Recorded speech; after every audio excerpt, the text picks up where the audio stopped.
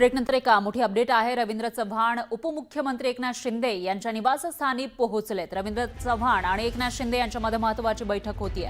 पालिका निवडणुकीसंदर्भामध्ये दोन्ही प्रमुख नेत्यांमध्ये बैठक होतीये। शिवसेना आणि भाजप एकत्र लढणार यावर चर्चा या बैठकीमध्ये होणार असल्याची माहिती आहे।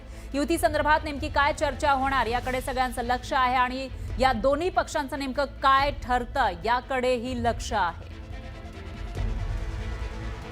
आणि याविषयी अधिक माहितीसाठी आपले प्रतिनिधी उदय जाधव हे आपल्या सोबत जोडले गेले आहेत। उदय, काय सांगाल? आपण बघत होतो जी परिषदेची निवडणूक होती, नगर परिषदेची, त्याच्यामध्ये हे दोन्ही नेते एकमेकांसमोर उभे ठाकले की काय असं चित्र होतं आणि आता मात्र त्यांची बैठक होतीये, चर्चा होतीये। काय नेमका निमित्त आहे या चर्चेचं?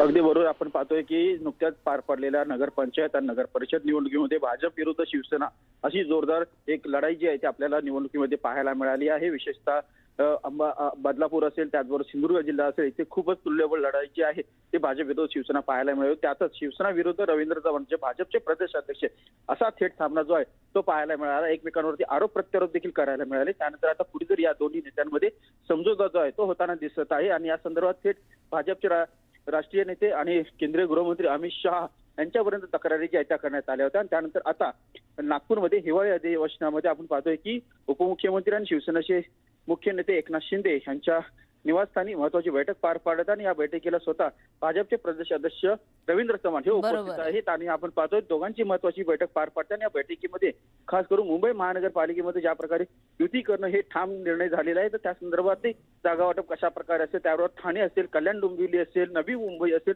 इतर महत्वाच्या महानगरपालिका आहेत राज्यातल्या, त्या संदर्भातली ही महत्वाची चर्चा जी आहे ती घडून येणार आहे। त्यामुळे आता या दोन्ही नेत्यांमध्ये किती एकमत होतं हे आता पाहावं लागेल। बरोबर आहे। आणि एकूणच ज्या वेगवान हालचाली होताना दिसून येत आहेत, बैठका सुद्धा होताना दिसून येत आहेत, याविषयीची अपडेट आपण घेत राहूया। धन्यवाद तुम्ही दिलेल्या या सविस्तर माहितीसाठी।